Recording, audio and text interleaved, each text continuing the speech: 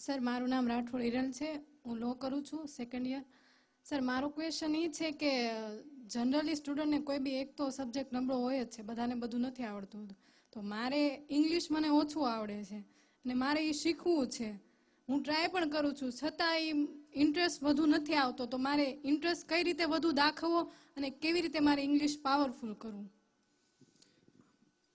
ઇંગ્લિશને લઈ અને કેટલા સવાલ છે ઉજાગરી કરો તો સ્પેશિયલ એક સેમિનાર રાખવા જેવો છે આમાં. એટલે ઇંગ્લિશ ખરેખર એક દુઃખતી રગ છે સાહેબ. અને અમે તો એમ જ ટીક કરીએ 4 ઓપ્શનમાંથી કયો સારો લાગ્યો. ખરેખર મેથ્સ અને ઇંગ્લિશ જે ભણાવતો હોય ને એ સાહેબોને આપણે ધન્યવાદ દેવા જોઈએ કે 1.5-2 કલાક સુધી એ વિદ્યાર્થીઓને જકડેલા રાખે. કેમ કે નહીતર શું થાય છે કે મેથ્સનું સમાનાર્થી બગાસું થઈ જાય છે. અમારા અબ્બાસભાઈને કોઈક જોવે ને ત્યાં જ બગાસું ખાય છે. એટલે જો કે નહીં, એમની સ્ટેમિના ખૂબ સારી છે કે લગભગ એના ક્લાસમાં કોઈ સૂઈ ન શકે એમ. તો અહીંયા આગળ આપણે ઇંગ્લિશ અને મેથ્સના જવાબ માટે ફેકલ્ટીઓ અવેલેબલ છે જે ભાવનગર શાખા ખાતે ભણાવે છે. ઘણા લાંબા સમયથી એ પોતે આ ફિલ્ડમાં સંકળાયેલા છે. ઓછા સમયમાં કઈ રીતે વધુ સારી તૈયારી કરી શકાય. બેઝિક નબળો હોય, ખાસ કરીને આર્ટ્સ ભણેલા વિદ્યાર્થીઓ હોય અથવા તો 11-12 ની અંદર સહેજ નબળા રહી ગયા હોય વિદ્યાર્થીઓ, તો એમનું ઇંગ્લિશ એક કાચું રહેતું હોય. અને કોઈ પણ ક્લેરિકલ પરીક્ષા તો જ પાસ કરી શકાય જો ઇંગ્લિશ અને મેથેમેટિક્સ ફાવે તો, અધરવાઇઝ મેરિટમાં આપણે આવી શકતા નથી. તો અહીંયા આગળ 2 સાહેબો અવેલેબલ છે, એક અજયભાઈ જાડેજા અને એક કિશનભાઈ રેવલિયા, જે બંને આપણે એકેડેમી સાથે સંકળાયેલા છે. તો બંને જે સાહેબો છે એમનો અભિપ્રાય આપણે લઈએ અને જવાબ જાણીએ કે શું કરી શકાય. સૌ પ્રથમ આપણે અજયભાઈ જાડેજાને બોલાવીએ. Yes sir. ઇંગ્લિશ માટે છે ને બધાને હમણાં જેમ દર્શનભાઈ કીધું ને એમ બેઝથી પ્રોબ્લેમ થાય છે. બીજી વાત એ કે તમે ઇંગ્લિશ વિષય શીખવાનો શરૂઆત જ ત્યારે કરો છો જ્યારે તમારે સ્પર્ધાત્મક પરીક્ષા દેવાની હોય ત્યારે. એની પહેલાથી આપણે ક્યારેય વિષય ઉપર આપણે ત્યારે ધ્યાન આપ્યું નથી. પહેલી વાત આ મુખ્ય. બીજું તમને કહું કે તમે સેન્ટેન્સ જ્યારે વાંચો છો, બરોબર, સેન્ટેન્સ જ્યારે વાંચો છો શું જવાબ આવશે એટલા માટે નક્કી નથી કરી શકતા, કારણ કે આપણને ખ્યાલ નથી કે કહેવા શું માગે છે. પછી સાહેબે કીધું એમ કે જે સારું લાગે એ આપણે મૂકી દઈએ એમ. એ નથી સમજાતોનું કારણ શું? એ સેન્ટેન્સ શું કહેવા માગે છે એ આપણને ખ્યાલ નથી આવતો. એનું કારણ શું છે? શબ્દ ભંડોળ નથી. શબ્દ ભંડોળ વોકેબ્યુલરી આપણી પાસે ન હોય એટલે મોટો પ્રશ્ન અંગ્રેજીનો છે. અને ઇંગ્લિશને સહેલું કરવા માટેનો સૌથી સહેલામાં સહેલો રસ્તો હોય ને તો વોકેબ્યુલરી છે. મેક્સિમમ શબ્દ ભંડોળ જે છે એ પાકા કરો. તમે એક્ઝામનો જો સ્ટડી કરો, અત્યાર સુધીની એક્ઝામ છે ને, સ્ટડી કરો શું શું પૂછવામાં આવે. ટોપિક તમારી પાસે છે જ. આર્ટિકલથી તમે શરૂ કરીને મોટા ટોપિક સુધી તમે જોવા જાઓ, આર્ટિકલ્સ એ એન્ડ ધ થી શરૂ કરીએ અને મોટા ટોપિક્સ તમે ગમે એટલા જોવા જાઓ, એમાં સૌથી પાયાની બાબત કોઈ હોય ને તો વોકેબ્યુલરી છે. આપણે સમાનાર્થી પૂછે તો અર્થ જ નથી ખબર, શું કરશો? વિરુદ્ધાર્થી પૂછે અર્થ જ નથી ખબર, શું કરશો? કોઈ ખાલી જગ્યાની અંદર તેમ કીધું કે આની અંદર ક્રિયાપદનું કયું રૂપ આવે, હવે ક્રિયાપદ જ શું છે એ ખબર નથી, શું કરશો? એટલે સૌથી પહેલા તો વોકેબ્યુલરી ખૂબ વધારો અને નામ છે, સર્વનામ છે, ક્રિયાપદ છે એને સમજો. WATER વોટર એટલે પાણી થાય. એ નામ છે કે ક્રિયાપદ છે? આપણે કહેશું નામ, તો ક્રિયાપદ પણ છે. વોટર એટલે પાણી થાય, પણ વોટર એટલે પાણી પાવું પણ થાય. MILK મિલ્ક જે છે એ દૂધ, નામ છે કે ક્રિયા છે? નામ છે કે ક્રિયા છે પૂછું છું? નામ, ક્રિયા પણ છે. બિલાડીને દૂધ પાવ કરો, અંગ્રેજી લ્યો. બિલાડીને દૂધ પાવ અંગ્રેજી કરો, કઈ વાક્ય રચનામાં આવશે? કાર્ડ રિફર કરવા જાવ નહીં મળે. Milk the cat, water the plant, KITE kite શું થાય? પતંગ થાય ને, સમડી પણ થાય. પછી આપણે પતંગ ઉડાડવા પડે. હમણાં હું પતંગ ઉડાડતો હતો, મને પૂછતા હતા એક જણા, મને કે કેમ બાપુ પતંગ ઉડાડો છો? મેં જમીન મકાન તો ઉડી ગયા, એક જ બાકી રહ્યું. વોકેબ્યુલરી તમે જેટલી મેક્સિમમ પાકી કરશો, હું ઘણીવાર વર્ગખંડમાં અનેક વાર કહું છું કે 12 કાળ 12 ટેન્સીસ જે છે એને રોજ રિફર કરો. એક ક્રિયાપદ પકડો, એક ક્રિયાપદ પકડી લો. દાખલા તરીકે સાવ સિમ્પલ ક્રિયાપદ પ્લે એટલે શું થાય? નામ છે કે ક્રિયાપદ? પ્લે એટલે નાટક થાય. સમજો, બહુ ઇઝી લીધા મેં તમારી પાસે, બહુ ડેમ ઇઝી લીધા. પરીક્ષામાં આવું જ પૂછે છે મને ઘણી વાર. વર્ગખંડમાં બહુ મોટો પ્રશ્ન થાય કે આર્ટિકલ શું ભણાવવું, જેટલા નિયમ ભણાવવું, એમાં પરીક્ષામાં જે આવ્યું હોય તો અપવાદ જ આવ્યું હોય, અપવાદ જ આવ્યું હોય. ગર્લ એટલે છોકરી, એનો સમાનાર્થી શબ્દ LASS. આપણે કલ્પના જ ન હોય. આ 4 ઓપ્શન મૂકે ને એમાં વુમન ને લેડી ને એવા પાછા મૂકે એટલે આપણે તરત જ લેડી ઉપર દે ધનાધન, વુમન ઉપર આપણે એમ છે આ જ આવશે. LAS ને પહેલા ચોકડી મારવી ઈ જવાબ હોય. અભાવ છે નો રહ્યો શબ્દ ભંડોળ નથી આપણે, કારણ કે વાંચતા જ નથી. બીજું કે પહેલેથી નાનપણથી ઇંગ્લિશ વિષય ઉપર આપણે ધ્યાન આપ્યું જ નથી. અને સૌથી પહેલી નકારાત્મકતા કાઢી નાખવો કે અંગ્રેજી ન આવડે. પહેલી નેગેટિવિટી અંગ્રેજી પકડે ને બગા ખાય રૂમમાં ગારો આ બોકરી, આ એક નથી સમજાતું ને ઈ કેમ સમજાય તને, એટલે ઈ ભૂલી જાવ એમ. કારણ કે નકારાત્મકતા છે ને એટલે યાદ જ નથી રહેતું. અને બીજી વાત, કાલથી એવું કરી દો, સ્પેલિંગ ગોખવાનું બંધ કરી દો. સ્પેલિંગ કઈ રીતે આમ પ્લે એટલે PLAY એમની, શબ્દને જોવો ખાલી. અભણમાં અભણ માણસ રોડ ઉપર પિક્ચરનું પોસ્ટર જોજો, વાંચી જાય ઇંગ્લિશનું આખું, બાહુબલી 2 ને 3. હવે એને ખબર નથી બી ક્યાં એજ ક્યાં, આપણે શબ્દોને ઓળખે છે આમ. એટલે શબ્દો જોશો તોય આવડશે. એક્ઝામ ક્રેક કરવા માટે તમને કહું, સિનોનિમ્સ, એન્ટોનિમ્સ, એક વાક્ય માટે શબ્દ એક, એ બધો એનો કોઈ અંત નથી. કદાચ તમે 3000 પાકા કરશો 3001 પૂછશે, એટલે એના માટે બહુ ટાઈમ નહીં બગાડો. 12 ટેન્સીસ જે છે એને રિફર કરો. રોજ 10 નવા સ્પેલિંગ, નવા કહું છું, આપણે આવડતા હોય વાંચીને ખુશ નહીં થવાનું, બરોબર. મેં ગઈકાલે એક સ્ટુડન્ટને હોમવર્ક આપ્યું ને A to Z ના બધાના 50 સ્પેલિંગ આપ્યા. મેં એને શું કીધું ખબર, તો આ સ્પેલિંગ તારે ઘરે લઈ જા, આમાં તને જેટલા આવડે છે ને એમાં પહેલા તું ટીક કરીને કાલ મને આપ, એટલે હું એની સિવાયના હોમવર્કમાં આપીશ. એટલે ડેઈલી. અને બીજું, મોબાઈલની અંદર અત્યારે ડિક્શનરી પણ અવેલેબલ છે, ઘણા બધા વોકેબ્યુલરી ખાલી તમે લખશો રૂટીન, એ પણ તમને અવેલેબલ છે. ડેઈલી 10 નવા સ્પેલિંગ પાકા કરો. એ 10 ક્રિયાપદને 12 કાળની અંદર ઢાળો, બરાબર. આવી પ્રેક્ટિસ કરો થોડાક જ દિવસની અંદર, વિધિન 20 days, 20 દિવસમાં તમને એમ લાગશે કે મને અંગ્રેજી આવડે છે. પછી બાકીની બધી પાળ બંધાઈ જશે. અને જે તે ટોપિક હોય, એક્ટિવ પેસિવ હોય, ડાયરેક્ટ ઇનડાયરેક્ટ હોય, ડિગ્રી હોય, દરેક ટોપિકની પોતાની એક ચાવી હોય. જેમ મેં તમને કીધું ને, એમિઝાર પછી ING નું રૂપ જ આવે એક્ટિવમાં, બોલવું પડે, પાછું કાઉન્સમાં ધ્યાન રાખવું.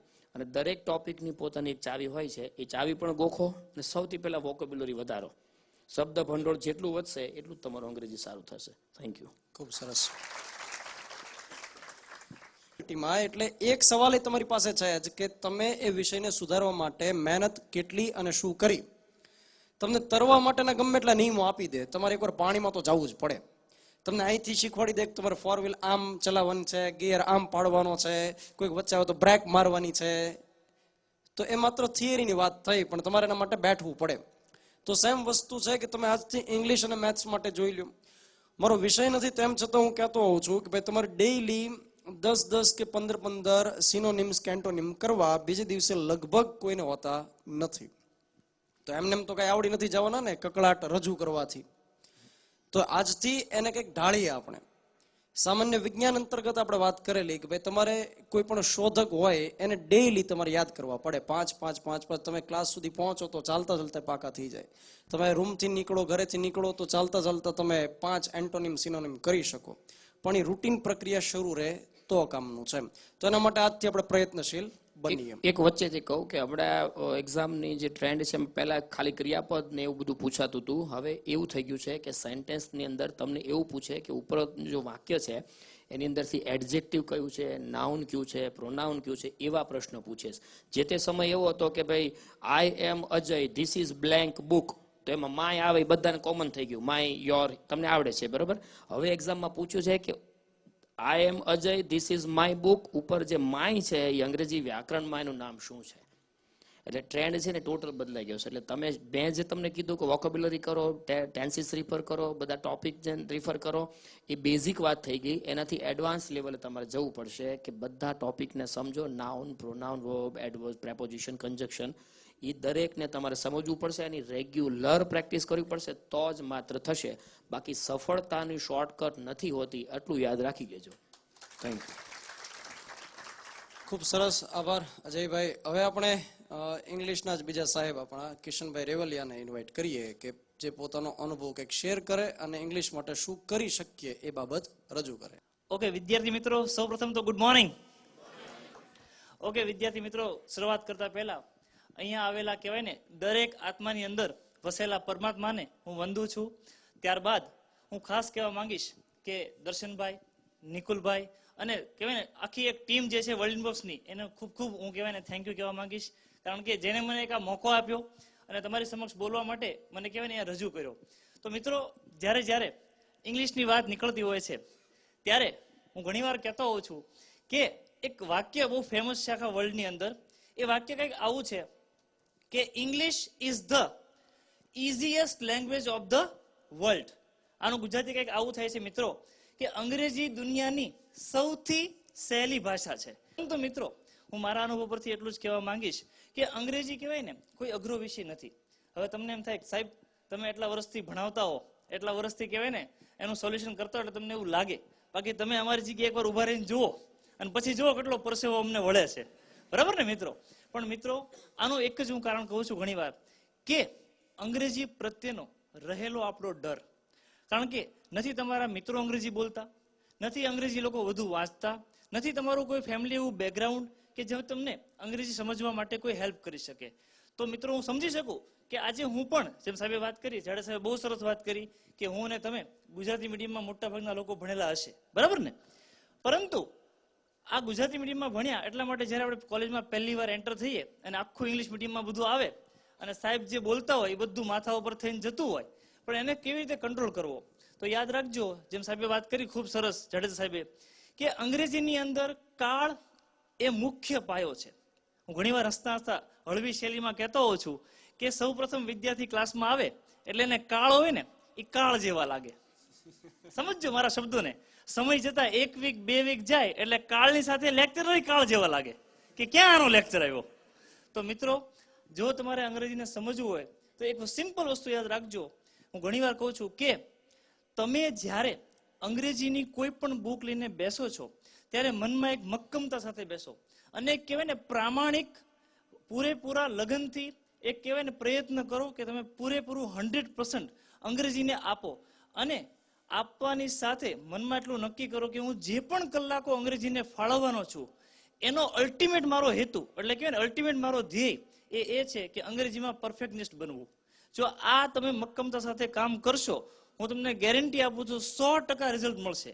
આજે હું જાહેરમાં ઓપનલી કહેવા માંગીશ, સામાન્ય પણ હું ક્લાસમાં કહેતો હોઉં છું કે મારે 10મા ધોરણની અંદર, અને મને કોઈ એમાં શરમ સંકોચ નથી, કારણ કે આ વસ્તુ હું શેર કરીશ તો તમને ક્યાંક ને ક્યાંક હેલ્પફુલ થશે એવું માનું છું. જેમ કે 10મા ધોરણમાં મારે પોતાને 35 માર્ક્સ 35 માર્ક્સ એ પણ 2 ફૂદડી સાથે ગવર્મેન્ટે મને કીધેલું કે સાહેબ પાસ થઈ જાઓ, આગળ ભણાવવાના છે હજારો વિદ્યાર્થીઓને, બરાબર?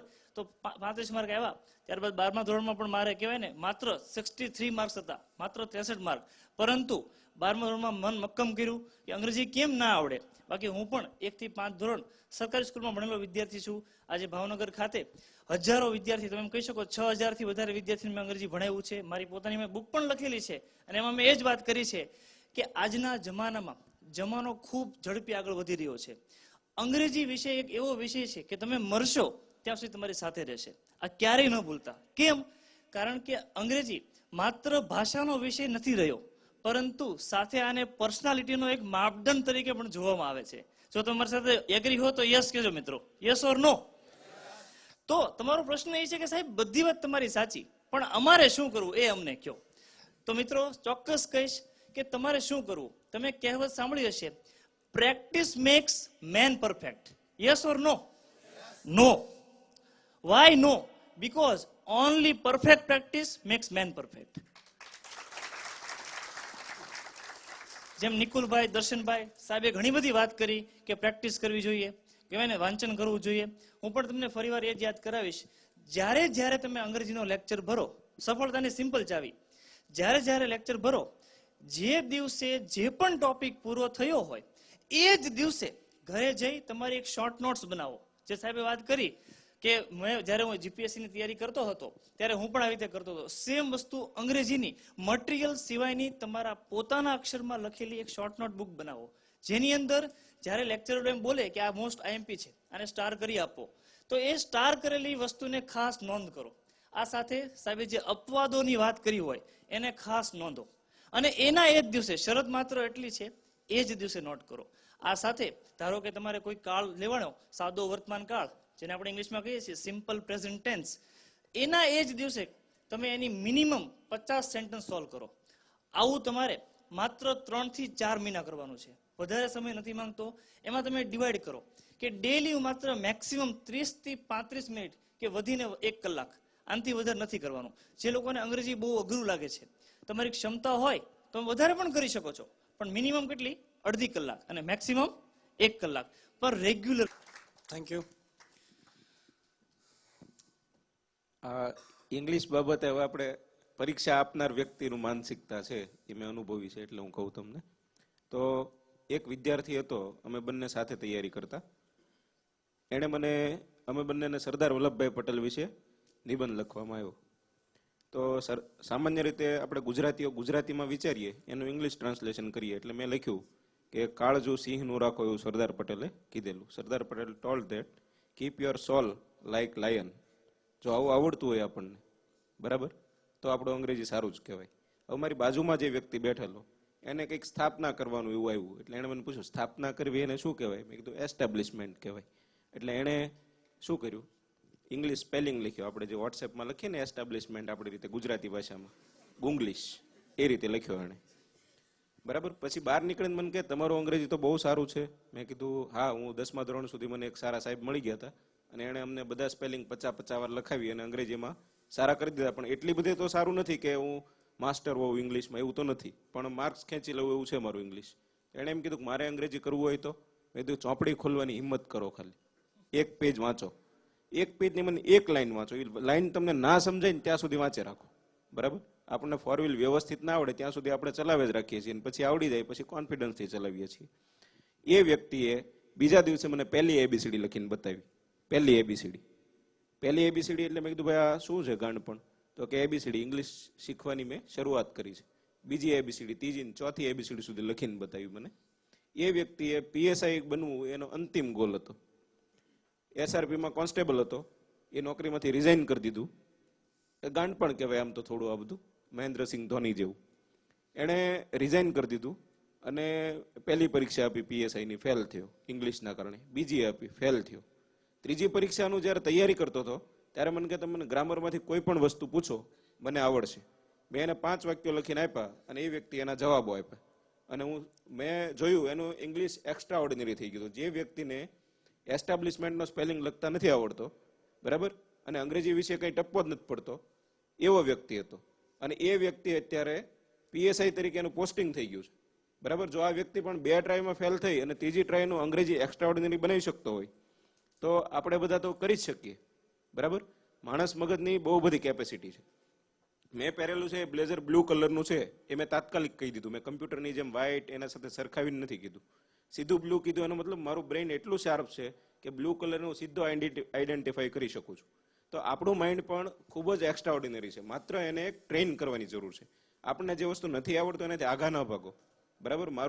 તમારો જેમ અંગ્રેજી વિષય છે એમ મારો ગણિત વિષય છે, બરાબર. મને ગણિતમાં આવે એટલે આપણા મોતિયા મરી જાય ગણિતના, બરાબર. પણ એની એક ત્રીજી સ્ટ્રેટેજી છે કે ડેમેજ કંટ્રોલ હોવું જોઈએ આપણામાં. મને મેથ્સ હું સમય મર્યાદામાં નથી ગણી શકતો, પણ એને બદલે રિઝનિંગ આવે તો હું કવર કરી લઉં છું, અને એના બદલે GSમાં પણ કવર કરી લઉં છું. પણ ઇંગ્લિશનો કોઈ ઓપ્શન નથી, બરાબર. એટલે ઇંગ્લિશ તો કરવું જ પડશે. મેથ્સ એવી વસ્તુ છે કે જેને આવડતું હોય એ પણ સમય મર્યાદામાં નથી ગણી શકતો, અને આપણને નથી આવડતું તો આપણે નથી ગણી શકતા, બરાબર. એવી વસ્તુ છે ગણિત. એટલે ગણિતની બહુ બધી ચિંતા નથી, પણ ઇંગ્લિશ તો કરવું જ પડશે. યસ. એટલે જેનું ઇંગ્લિશ સાવ નબળું છે એ કદાચ 10માંથી 10 ન લાવી શકે તો 10માંથી 5 કે 6 માર્ક્સ તો લાવી શકે, એટલે એફર્ટ તો કરી શકે. આપણે કોઈ 100માંથી 100 લાવવાના નથી, પહેલી બાબત. 11-12 સુધી ભણ્યા ત્યાં સુધી શું હતું કે એક ચોક્કસ અભ્યાસક્રમ હતો, અને સાહેબને જ્યારે પૂછવા જતા કે સાહેબ શું વાંચો, તો આપણને કોમન જવાબ દેતા કે 2 પૂઠાની વચ્ચેનું બધું, એવું આપણને કહેતા. એટલે આપણને સાહેબ થોડોક સ્માર્ટ લાગતો એ સમયે. એટલે એ સમય સિલેબસ ફિક્સ હતો, એટલે આપણે 100માંથી 100 લાવી શકતા, કેમેસ્ટ્રી, ફિઝિક્સ, મેથ્સ જેવા વિષયની અંદર. જરા આમાં નથી લાવી શકતા. 10 માંથી 5 કે 6 માર્ક્સ આવે એટલો પ્રયત્ન તો ચોક્કસ કરી શકીએ, મેથ્સ હોય કે ઇંગ્લિશ હોય.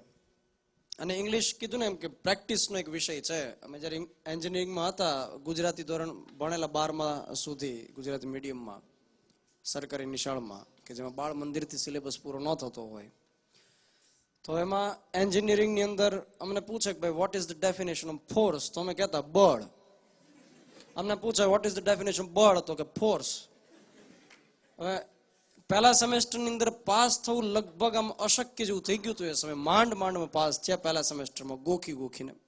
પછી અમે 4-5 મિત્રોએ નક્કી કર્યું કે ભાઈ હવે આ જરૂરિયાત તો છે જ, નહીતર 8 સેમેસ્ટર પૂરા તો કેમ થશે, કે વહેલા ક્વિટ કરી દેવું પડશે. 4-5 મિત્રોએ નક્કી કર્યું કે આપણે વાતચીત કરવાની પણ માત્ર ઇંગ્લિશમાં જ કરવાની, નહીતર નહીં કરવાની. બીજે દિવસથી કોઈ બોલવાનું જ બંધ કરી દીધું, બધાએ કોઈ બોલે જ નહીં. પછી થોડુંક 4-5 દિવસ ગયા એટલે સહેજ શરૂઆત કરી. કોઈક જાતું હોય તો પૂછે વેર ઇઝ, એટલે અમે ઓળો કે કેન્ટીન, લાઇબ્રેરી, બસ આમાંથી ધીમે ધીમે શરૂ થયું. એટલે જો એ ન કરી શક્યા હોત તો કદાચ ન એ થઈ શક્યું હોત. એટલે એક શરૂઆત કરવાની વાત છે ઇંગ્લિશ માટે. ત્યાર પછી યસ સર, મોદી સાહેબ સીએમ હતા ને ત્યારે અંગ્રેજીમાં ભાષણ નહોતા આપતા, કેડી સાહેબ. પછી મોદી સાહેબ પીએમ બની ગયા એટલે અત્યારે ઘણા ખરા ભાષણ એના ઇંગ્લિશમાં હોય છે. ધીમે ધીમે ભાઈઓ બહેનો વાળી સ્ટાઇલમાં જ એ હોય છે. તો જો એ વ્યક્તિ એટલી જવાબદારી હેઠળ હોવા છતાંય જો અંગ્રેજીમાં બોલી શકતા હોય, એની ઉપર જવાબદારી તમારા કરતાં વધારે હોય એવું તો તમે માનો કે ન માનો? માનો ને, બરાબર. તો જો એ વ્યક્તિ તે અંગ્રેજીમાં સરસ મજાની સ્પીચ આપી શકતા હોય અને આંતરરાષ્ટ્રીય ફોરમ્સ બધા હોય ત્યાંની મિટિંગ, મુલાકાત ને સંમેલનોમાં અંગ્રેજીમાં બોલી શકતા હોય તો આપણે કરી શકીએ. આ એક ધીરજ રાખવાની પ્રક્રિયા છે, સતતપણે ચાલવું જોઈએ. તમને એમ છે કે ભાઈ મને અંગ્રેજી આવડી જ જવું પડે, પણ એ તરત ન આવડે. મેથેમેટિક્સ, રિઝનિંગ આવડી જ જવું પડે, પણ તરત ન આવડે. એના માટે મહિનો, 2 મહિનો, 3 મહિના ધીરજ રાખીને સતત કામ કરવું પડે. આ વિષય ઉપર ચર્ચા છે એટલે હું કહી દઉં, અત્યારે મેથેમેટિક્સ, રિઝનિંગ અને અંગ્રેજી વિદ્યાર્થીને વધુ સરળ કેમ બને એ માટે થઈને વર્લ્ડ ઇન બોક્સે એક સ્ટ્રેટેજી વિચારી છે. દરેક ચેપ્ટરમાંથી સરળ, મધ્યમ અને હાર્ડ એમ 3 કેટેગરી પાડીને 100 પ્રશ્નો અમે તૈયાર કરાવી રહ્યા છીએ, બરાબર. અને જેમ એ આખું મટીરિયલ તૈયાર થશે એટલે અમે તમને આપવાના છીએ. કે દાખલા તરીકે તમે આર્ટિકલ શીખ્યા, એના જ 100 સવાલ, મતલબ 100 પ્રશ્નો એના જ પ્રેક્ટિસ માટેના પ્રશ્નો. દાખલા તરીકે તમે મેથેમેટિક્સમાં નફો ખોટ શીખ્યા તો એના 3 લેવલવાળા 100 પ્રશ્નો પ્રેક્ટિસમાં, બરાબર. એ તમને એનું સોલ્યુશન આપવામાં આવશે, પણ એ વસ્તુ તમને હોમવર્ક તરીકે આપવામાં આવશે. જેનું હોમવર્ક જમા થશે એને જેનું સોલ્યુશન આપશે. એટલે એકેડમી સાથે સંકળાયેલા વ્યક્તિઓ માટે 2019માં મેક્સિમમ રિઝલ્ટ નીકળે, મેથ્સ, રિઝનિંગ અને ઇંગ્લિશ તમને એક ફળદાયી વિષયો બને એ માટેની આ રણનીતિ ઉપર કામ થશે. 1-8 મહિનામાં તમને ટ્યુટોરિયલ્સ પણ મળી જશે. યસ સર, આ લાઈનમાંથી અહીંયા આગળ આ ભાઈને આપજો જે પહેલા બેઠા છે. અમને ગુડ મોર્નિંગ સર. મોર્નિંગ. મારું નામ પરમાર વજુભાઈ ભોપાભાઈ, ગામ સરકડિયા ટાણા. હું તલાટીની તૈયારી કરું છું અને વર્લ્ડ ઇન બોક્સ સાથે હું જોડાયેલો છું, બરોબર. કારણ પહેલાં તો હું વર્લ્ડ ઇન બોક્સનો આભાર માનું છું, કારણ કે મને મેથ્સ મને હાવ વર્લ્ડ ઇન બોક્સના લોકોએ ફ્રીમાં કરી આપેલ છે. કારણ કે મેં પહેલાં નામ જ નોંધાવેલું છે અને વર્લ્ડ ઇન બોક્સનો હું ખૂબ ખૂબ આભાર માનું છું. અને આવનાર સરકારી ભરતી કોઈ પણ હું પાસ કરીને બતાવીશ, હું વચન આપું છું વર્લ્ડ ઇન બોક્સને. વાહ. અને મારો પ્રશ્ન એ છે સર કે આખા દિવસની અંદર કેટલા કલાક ટૂંકમાં રીડિંગ કરવું જોઈએ? બસ એ જ તે. હવે મેં જ્યારે તૈયારીની શરૂઆત કરી ને ત્યારે કોઈ ક્લાસીસમાં જોડાયેલો નહોતો, કોઈ પ્રાઇવેટ સંસ્થામાં કે ટ્યુશનમાં જતો નહોતો. કેમ કે મારા મનમાં એક સવાલ હતો કે પ્રાઇવેટ સંસ્થા હોય ને તો લૂંટવા બેઠી હોય. એક મારી મેન્ટાલિટી હતી એ સમયે કે પ્રાઇવેટ સંસ્થા હશે તો આપણને હોરી નાખશે, ઇન શોર્ટ સિલેબસ કરાવશે નહીં. પણ વર્લ્ડ ઇન બોક્સ સંસ્થા એક એવી છે મિત્રો, ગૌરવપૂર્ણ કહેતા હોઈએ કે પૈસાના વાંકે કોઈનું ભણવાનું અટકતું નથી. ઋષિભાઈ ચલાડિયા છે તો એ જ માનસિકતા ધરાવે છે. અહીંયા કૌશિકભાઈ બેઠા છે તો દરેકની માનસિકતા એ છે કે ભાઈ પૈસાના વાંકે કોઈનું અટકવું ન જોઈએ. કોઈ એમ કીધું હોય કે સાહેબ આ મહિને પૈસામાં સહેજ અગવડતા જેવું છે તો એને એમ ન કીધું હોય કે તમે ક્લાસે નહીં આવશો. જો કોઈ પણ નાણાકીય ઉદ્દેશ હોય જ સંસ્થાનો અને એ જ એનું ચાલક બળ હોય, નાણાં આવતા હોય તો જ સંસ્થા ચાલી શકતી હોય. પણ તેમ છતાં દિવ્યાંગ વિદ્યાર્થીઓ માટે એક ખાસ વ્યવસ્થા કરેલી હોય છે કે એમની પાસેથી ફીસ લેવામાં આવતી નથી. સાથે તમને જાણીને કદાચ આ સમય આનંદ આવે કે પ્રાઇવેટ સંસ્થા તરીકે અમે શું કામગીરી કરીએ છીએ કે ગાંધીનગરમાં જે એક થેલેસેમિયાની બીમારીથી પીડિત કોઈ વિદ્યાર્થી છે તો અમને મફતમાં ક્લાસની તો વ્યવસ્થા કરી, પરંતુ એક ટંક ટિફિનની વ્યવસ્થાને કરી આપવામાં આવી. તો આટલી સંવેદના ઇન શોર્ટ ધરાવતા હોઈએ છીએ અને ઘણા બધા વિદ્યાર્થીઓને એક મદદ કરી શકીએ, એક સામાજિક જવાબદારીનો ભાગ હોય છે, તો એ ભાગના ભાગ રૂપે અમે આ કાર્ય કરતા રહીએ છીએ. હવે આ જે વિદ્યાર્થી છે એમનો જવાબ આપણે ગોહિલ સાહેબ પાસેથી મેળવીએ કે ભાઈ કેટલી કલાક આપણે રીડિંગ કરવું જોઈએ. જો સામાન્ય રીતે તમને બહુ માહિતી ના હોય અને તમે જો ક્લાસીસ કરતા હો તો ક્લાસીસમાં સામાન્ય રીતે તમે 3 થી 4 કલાક આપતા હો છો, બરાબર. સાથે ઘણા બધા વર્કિંગ પણ હશે જે કંઈક ને કોઈ જગ્યાએ નોકરીઓ કરતા હશે, બરાબર. અને જો લાંબા ગાળાનો ગોલ હશે તો એ લોકો સતત ને સતત રજા મૂકી અને તૈયારી કરતા હોય છે, બરાબર. મારી જે માન્યતા છે એ પ્રમાણે જો પરીક્ષાની તારીખ નક્કી ના હોય, તમે વર્કિંગ કરતા હો, એકેડેમીમાં જતા હોય, એવું કશું પણ હોય, તો તમારે રોજના 5 કલાક વાંચવા જોઈએ, રોજના ઇફેક્ટિવ. જ્યારે તમારી પરીક્ષાની ડેટ ડિક્લેર થઈ જાય, પરીક્ષા લેવા નક્કી હોય, ત્યારે તમારે તમારું વાંચન વધારીને 8 કલાક કરી નાખવું જોઈએ, ઇફેક્ટિવ વાંચન. અને જ્યારે પરીક્ષાના પડઘમ વાગી રહ્યા હોય ત્યારે તમારે છેલ્લો 1 મહિનો તો કોન્સ્ટન્ટ તમારું એવરેજ 10 કલાકનું વાંચન કરવું જોઈએ અને નિયમિત રહેવું જોઈએ. પરીક્ષા શું વસ્તુ છે કે તમે બધું વાંચી નાખ્યું છે, સિલેબસ પૂરો કરી નાખ્યો છે, હું હોશિયાર છું, એ વસ્તુ મહત્વની નથી, બરાબર. પરીક્ષા માત્ર કોન્ફિડન્સની વસ્તુ છે કે પરીક્ષા આવે છે એ દરમિયાન તમે સંપૂર્ણ પરીક્ષામય થઈ ગયા છો. જો તમારે અંદરથી તમને મેં પૂરી મહેનત કરી છે એવો વિશ્વાસ હશે તો 100% સફળતા મળી જતી હોય છે. પણ જ્યારે અંદરથી એમ હોય કે નહીં મેં પૂરતી મહેનત નથી કરી, મેં રજા નથી મૂકી, હું તો નોકરી સાથે તૈયારી કરીને 2-3 કલાક જ વાંચું છું, તો એ વસ્તુ તમારો કોન્ફિડન્સ તોડશે. એટલે જો હજી પરીક્ષા નક્કી ના હોય તો 5 કલાક વાંચો, પછી તમારી તારીખ આવી જાય પછી 8 કલાકનું રીડિંગ કરી નાખો. અને જ્યારે પરીક્ષાની ડેટ સામે હોય અને પરીક્ષા દેવાની આપણી પૂર્ણ તૈયારી હોય, કોલ લેટર નીકળી ગયા હોય, આવી બધી વસ્તુ હોય, તે રોજના એવરેજ 10 કલાકનું વાંચન કરો. મારી સ્ટ્રેટેજી કહું તો કોઈ પણ વસ્તુ લખીને જ કરવી એવું હું માનવા વાળો વ્યક્તિ છું, બરાબર. મેં દરેક વિષયની એવરેજ 3 બુકો વાંચેલી છે અને તમામ બુકો લખવાની પછી, બરાબર, એ આખી બુક લખી નાખવાની, એવી મારી સ્ટ્રેટેજી હતી. એટલે મારે 15 કલાક વાંચવા બેસવું પડતું, એવરેજ 15 કલાક, બરાબર. અને હું બેસતો.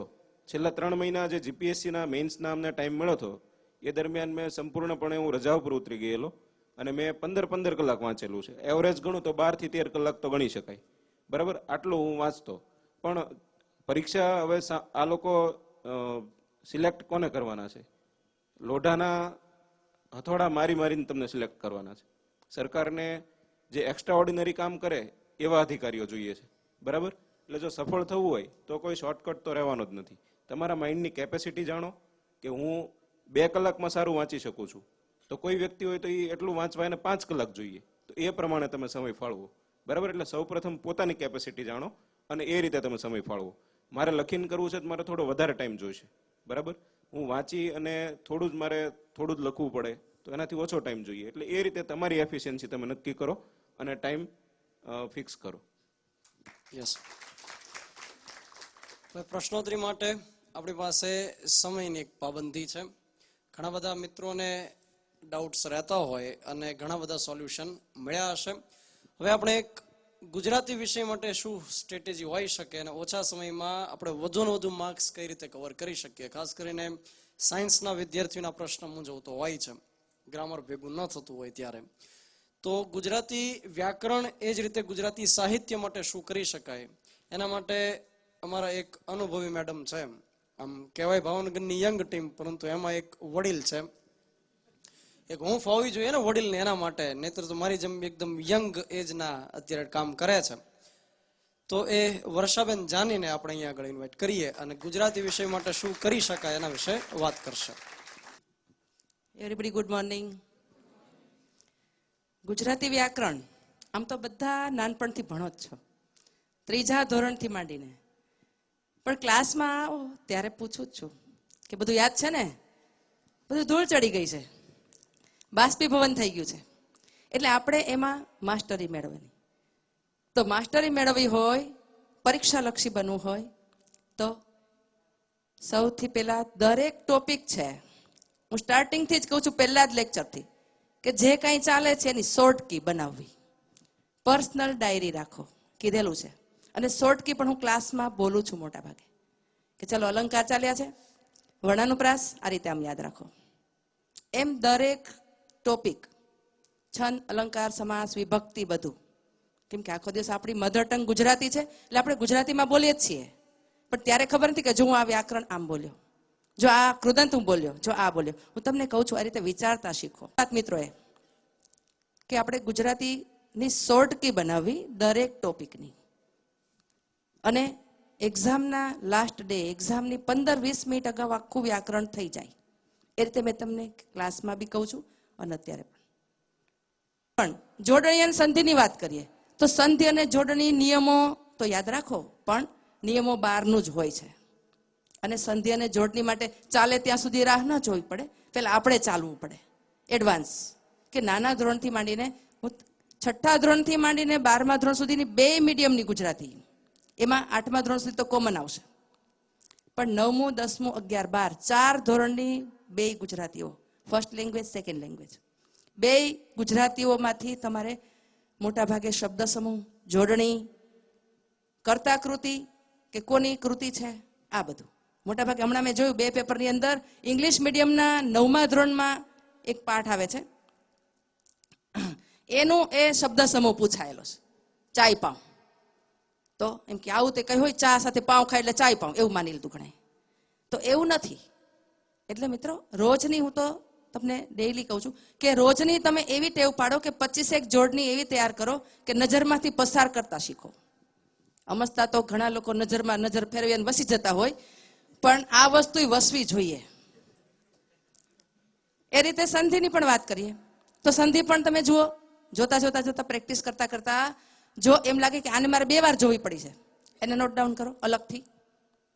જોડની સંધિ બંને આ રીતે વીકના 25 શબ્દો તૈયાર કરો.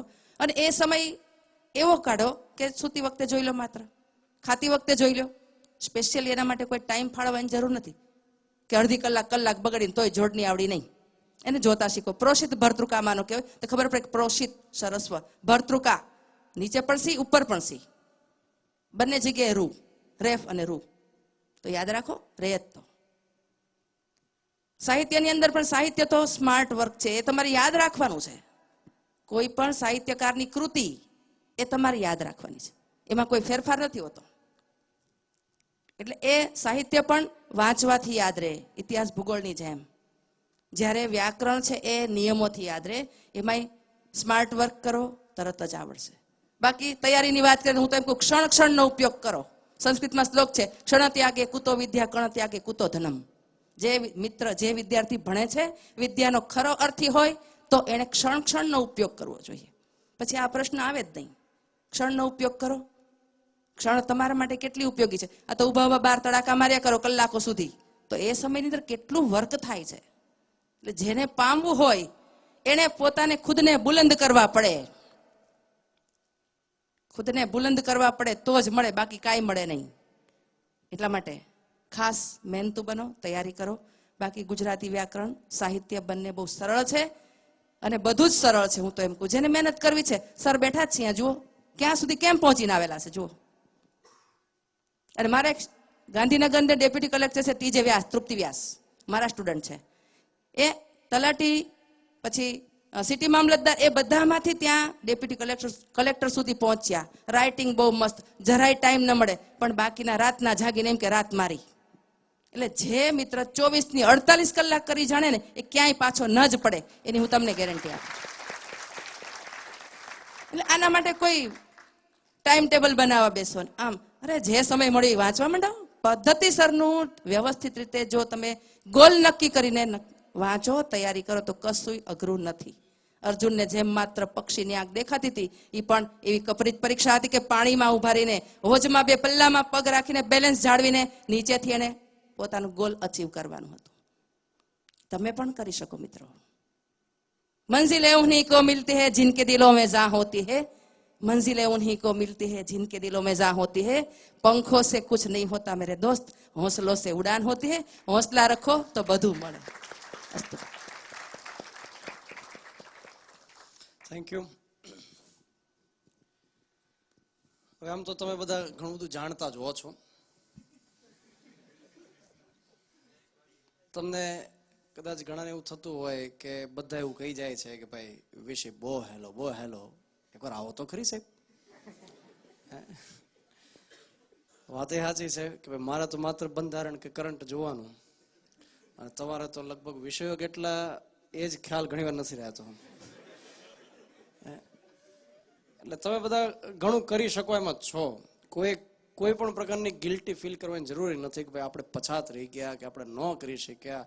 આજે અમે એક સમય તક તમારી જેમ બેઠેલા જ હતા, પરંતુ આમાં શું થયું છે કે કેટલાકને જગાડવા પડે એ પ્રકારની જરૂરિયાત છે. તમે બધા અનુમાન છો અને અમારે જાંબુવનનું કામ કરવાનું છે કે તમે કરી શકો એમ જ છો. ક્ષમતા તો છે જ તમારી અંદર. હવે એક ખાસ જે ટૂંકમાં જરૂર હોય છે મેથેમેટિક્સ, તો એના માટે અમારી પાસે એક રામબાણ છે અબ્બાસભાઈનું. એવા અબ્બાસભાઈને અહીંયા આગળ ઇન્વાઇટ કરીએ.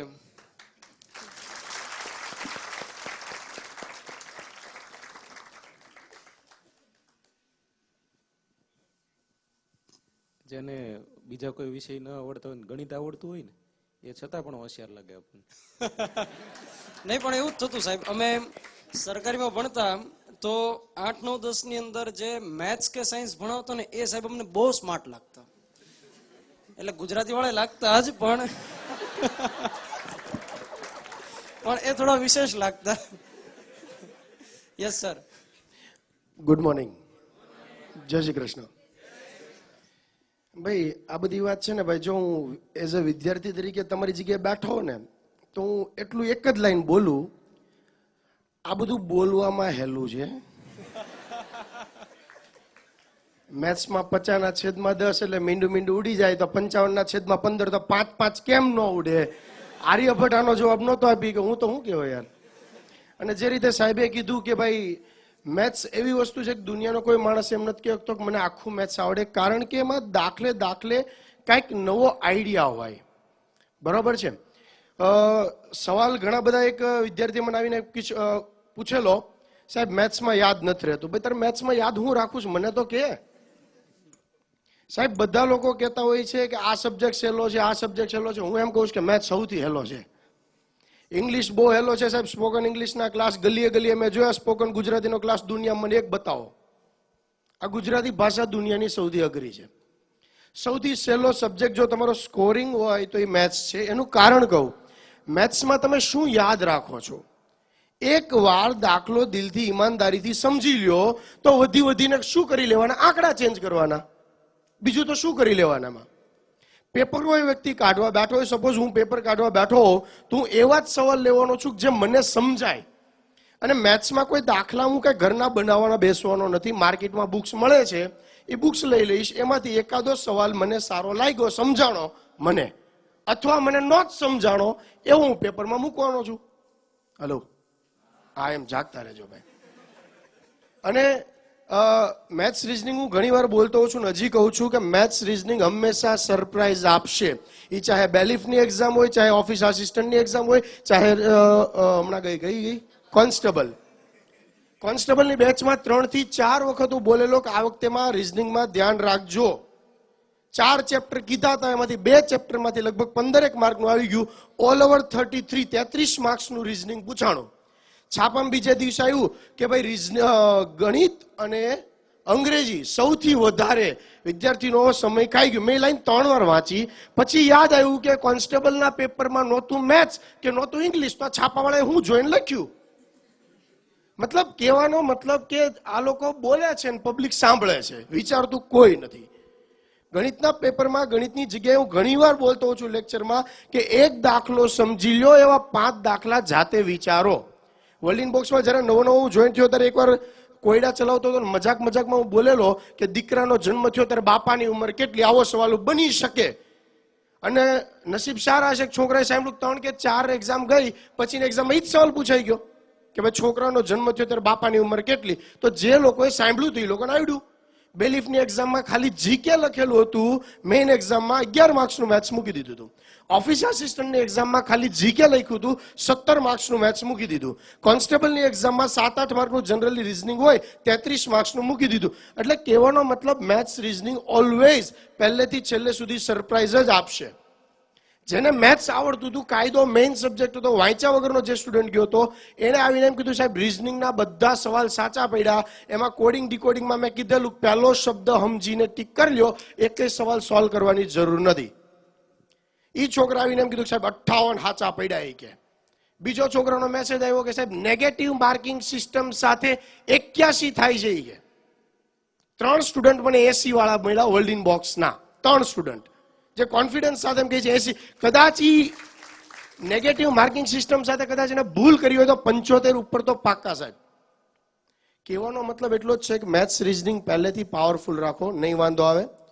બધા શિક્ષકો ભલે કહેતા સહેલું છે સહેલું છે, હું એમ કહું છું કે મેથ્સ રીઝનિંગ એકવાર કરી લ્યો, 3 ને 2 પાસ થાય, ટીચરે શીખવાડેલું હજી સુધી આવડે છે. શું કામ? સમજેલા છીએ એટલે. તો મેથ્સ સમજશો તો જ આવડશે, ગોખશો તો કોઈ દી નહીં આવડે. ગુજરાતી મીડિયમની બુક લઈ લ્યો, ઘાત, ઘાતાંક, ભાગુ, સબા, કાઉન્સ બધા ચેપ્ટર જેમાં આપેલા છે. ઘાત કોને કહેવાય એ વસ્તુ પણ ત્યાં આપેલી છે.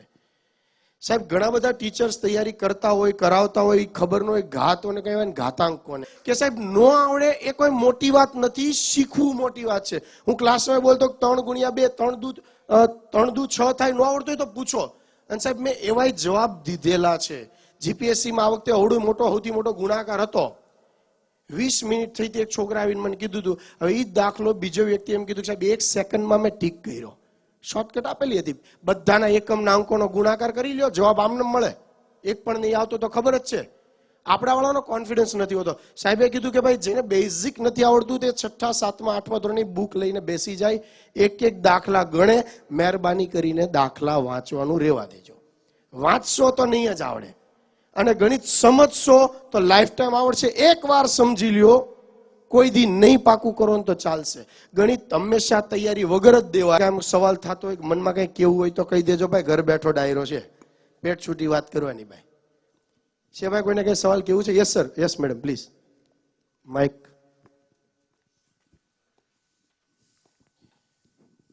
સર મારે છે ને બે તે એક્ઝામમાં મેથ્સ માટે તે 1-2 માર્ક્સ માટે રહી ગઈ છું. તો મેથ્સમાં મારે શરૂ કરવું હોય તો પેલા કયા ચેપ્ટરથી શરૂ કરવું? સૌથી પહેલા સાદુરૂપ, બીજું ટકાવારી, નફો ખોટ અને ઝડપ અંતર સમય. મોસ્ટ ઓફલી કોઈ પણ એક્ઝામમાં તમે જુઓ તો આના ક્વેશ્ચન હોય જ છે. અને આપણી સાહેબ ખુલ્લી ચેલેન્જ હોય છે ક્લાસની અંદર કે લગભગ આપણે કરાયો એની બહારનો દાખલો કોઈ એક્ઝામમાં મેં નથી જોયો. હોય તો એકાદ દાખલો હોય, બાકી જેટલા ક્લાસમાં કરાવું છું એની બહારના ક્વેશ્ચન કોઈ પેપરમાં મેં જોયેલા નથી. સૌથી પહેલા શરૂઆત કરો સાદુરૂપ, કારણ કે જો તમારું સાદુરૂપ સારું હશે તો કોઈ પણ શોર્ટકટ છે, શોર્ટકટ બધામાં આપતો જ જાઉં છું.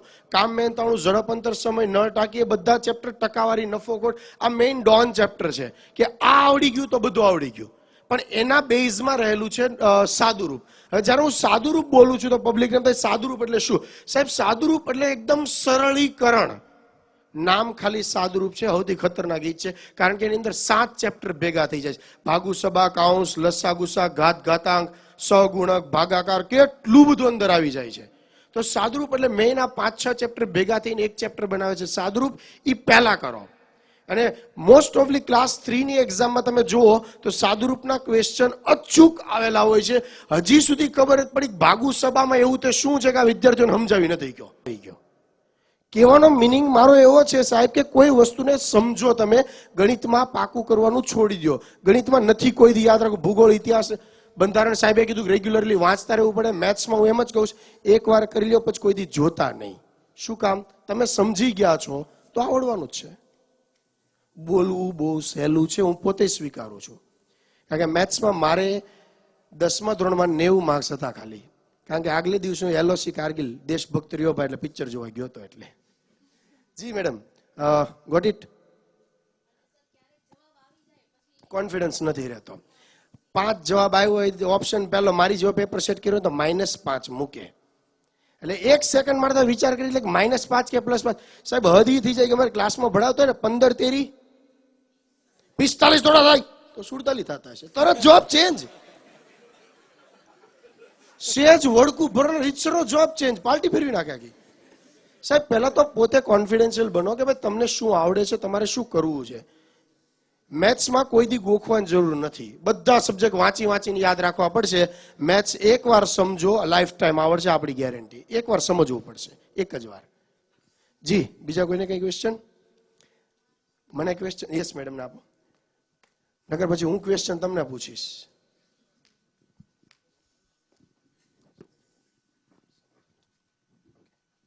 જી મેડમ.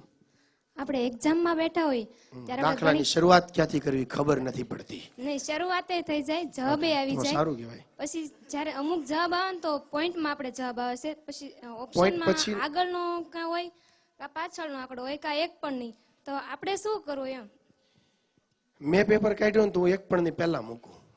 શું કામ ખબર છે કે વિદ્યાર્થીઓ એક ટ્રાય કરે અને પછી એમ વિચારે કે આપણો જવાબ તો સાચો જ હોય, રકમમાં ભૂલ હશે, મારો એક પણ નહીં. મેડમ એના માટે છે ને પોઈન્ટ પછીના આંકડા બને ત્યાં સુધી ઇગ્નોર કરો. ક્લાસની અંદર દાખલા ગણતા મોટા ગુણાકાર આવ્યો ને તો એમ કહેતો પોઈન્ટ પછીના આંકડા ઇગ્નોર કરો. 25 નું વર્ગમૂળ આવડે છે 5 થાય, 29 નું વર્ગમૂળ નહોતું જ આવડવાનું, મને તમને પણ તેમ છતાંય અંદાજ લગાવવો હોય તો 29 નું વર્ગમૂળ 5 પોઈન્ટ સમથિંગ થાય જ. તો એક્ઝામમાં તમે ઓપ્શન ઉપરથી જજ કરો કે પોઈન્ટ પછીના આંકડામાં કેટલું વેરિએશન રહે છે. અને જે તમે વાત કરી એવું સ્પેશિયલી શેમાં થતું હોય? શ્રેણીમાં. શ્રેણી એવી વસ્તુ છે તમને લાલચ લગાડશે, જવાબની નજીક પહોંચી જશો પણ જવાબ નહીં આવે. તમે શ્રેણી સોલ્વ કરીને જવાબ 15 આવ્યો, ઓપ્શનમાં 14 હોય ને 16 હોય, 15 જ નહીં હોય. એટલે આપણા વાળાનું શું થાય, આ તો ઓલો એમ કરીને જવાબની નજીક પહોંચી ગયો હોય એટલે લાલચ જાગે, હજી એક ટ્રાય કરું, હજી એક ટ્રાય કરું, તો માહિતી ઘણું બધું છૂટી ગયું સાહેબ.